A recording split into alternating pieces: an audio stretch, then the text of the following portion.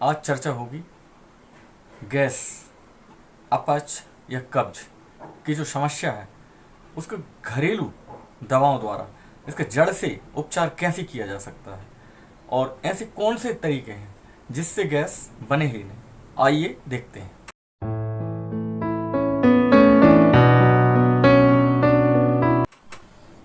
नमस्कार साथियों, मैं राकेश बक्सी अपने आयुर्वेद चैनल पर आपका स्वागत करता हूं।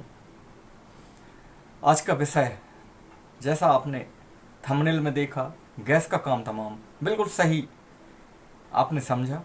यानी कि जो हर तीसरे व्यक्ति को जो गैस बनने की समस्या होने लगी है उसको लेके आयुर्वेद में यह घरेलू नुस्खों से इसको जड़ से कैसे खत्म किया जा सकता है या ऐसे कौन से उपाय हैं। वीडियो के अंत में कुछ ऐसे उपाय बताऊंगा कि जिससे आपको गैस बने ही ना।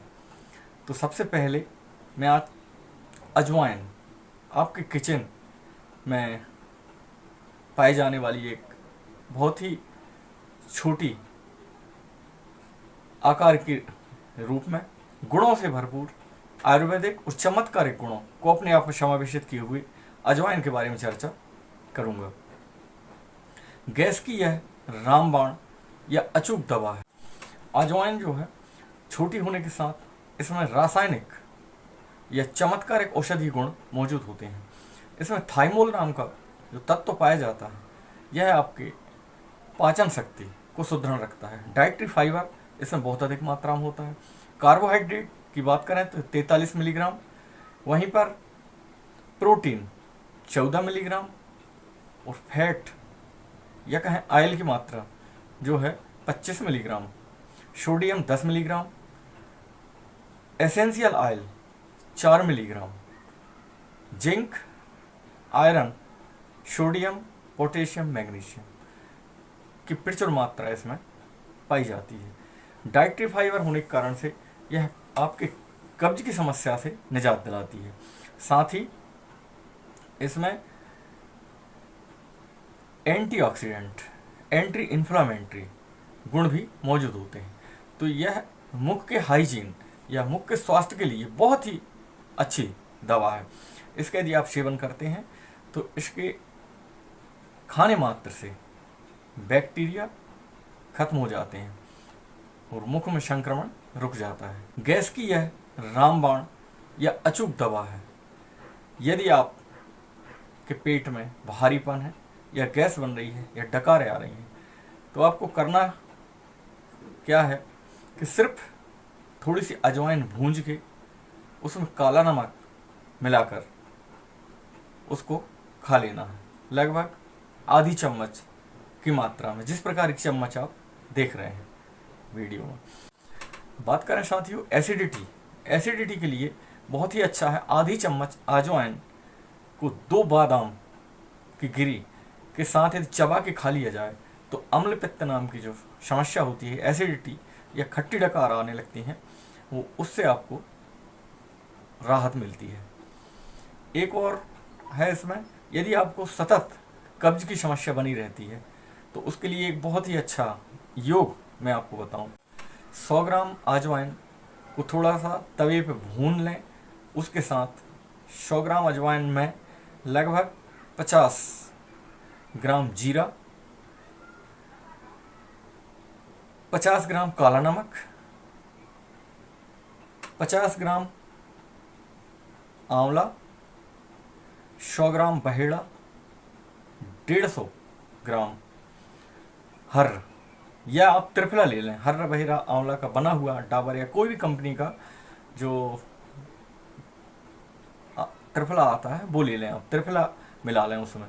यानी लगभग मैंने जो बताया कि 100 ग्राम अजवाइन, 50 ग्राम जीरा, 50 ग्राम काला नमक और 150 ग्राम लगभग त्रिफला, इतनी चीज़ों को मिलाकर आप रख लें और सुबह शाम 1-1 चम्मच गर्म जल या गुनगुने जल के साथ ले लेते हैं तो आपको कब्ज की समस्या से मिल जाएगी मुक्ति और पाचन भी बहुत अच्छा होगा, क्योंकि त्रिफला तो अमृत तुल्य है और साथ ही इसमें जो योग बनाया गया है, मिलाया गया है, वो बहुत ही अद्भुत पाचन शक्ति को सुदृढ़ करने वाला हो जाता है।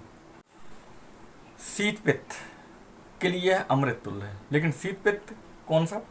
आपके शरीर में जब कई बार शीत बहुत अधिक हो जाती है और थोड़ी सी भी गर्मी वाली एकदम अवस्था में आने पर आपके शरीर में दाने निकल आते हैं, खुजली होने लगती है, या जिसको बोलते हैं शीत पित्त, तो शीत पित्त होने की समस्या है, तो उसके लिए अजवाइन को थोड़ा सा गुड़ के साथ यदि आप खाते हैं तो शीत पित्त नामक बीमारी भी दूर होती है। लेकिन शीत पित्त वही जिसमें गर्मी के कारण से ना हुआ हो।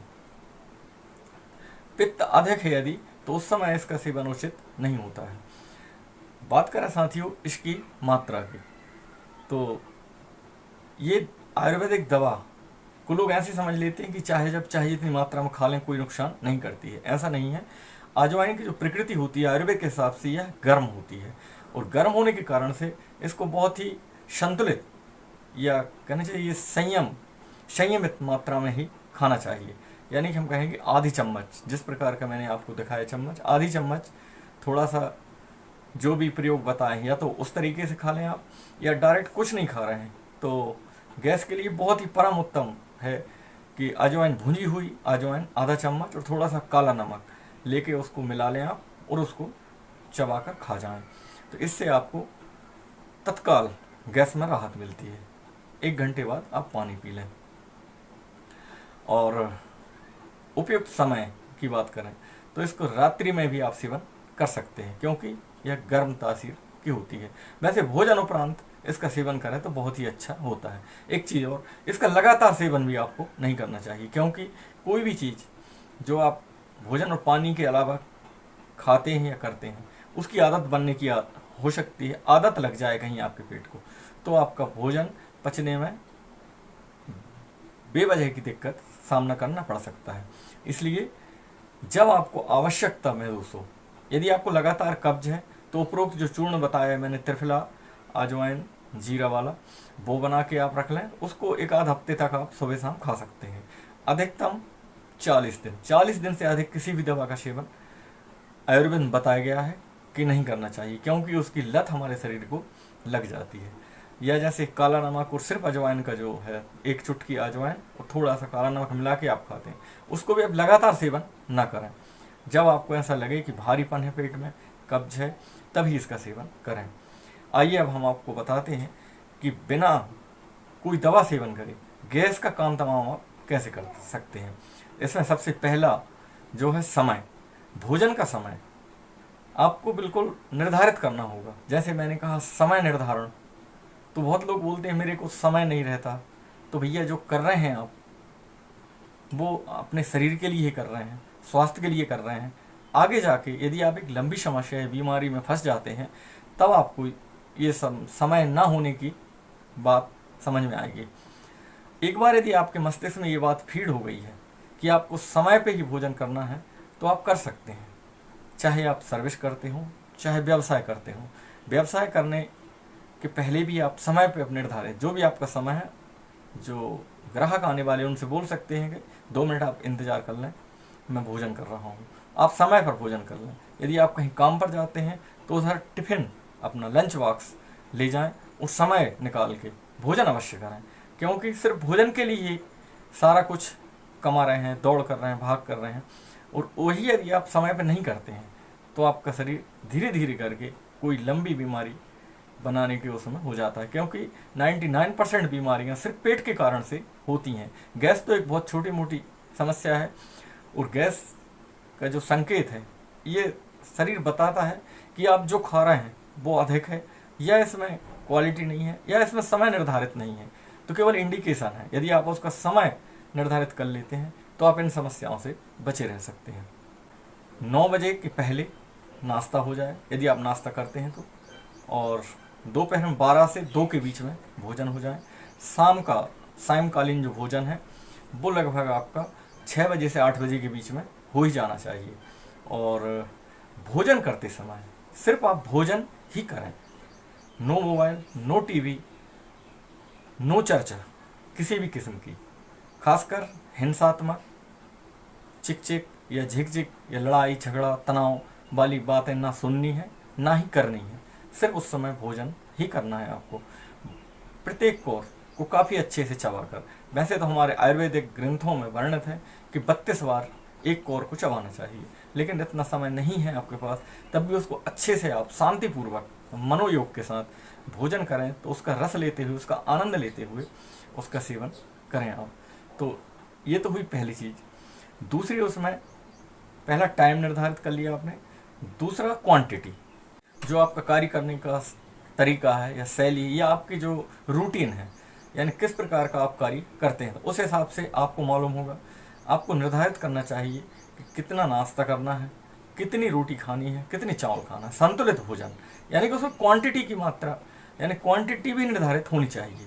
ये पहले का समय और था, जब आप ये सुनते रहे होंगे कि गिनकर रोटी नहीं खाना चाहिए, लेकिन आज के समय में आपकी जो शारीरिक गतिविधियां हैं वो बहुत ही कम हो गई हैं, या ज़्यादातर लोग टेबल वर्क करते हैं या शारीरिक श्रम नहीं होता है। इस कारण से बहुत ही निश्चित मात्रा में जितना आपका शरीर मांगता है उतना ही भोजन करें। ठूस ठूस कर भोजन करना बहुत ही हानिकारक है। यदि आप बहुत अधिक भोजन कर लेते हैं तो फिर आपको कोई भी दवा लाभ नहीं पहुंचा सकती है, आप लगातार बीमार ही बने रहेंगे। लेकिन यदि आप एक बार संतुलन अपना लेते हैं, आपके शरीर को कितनी आवश्यकता है उस हिसाब से आप भोजन निर्धारित कर लें, क्वांटिटी। इसके बाद क्वालिटी।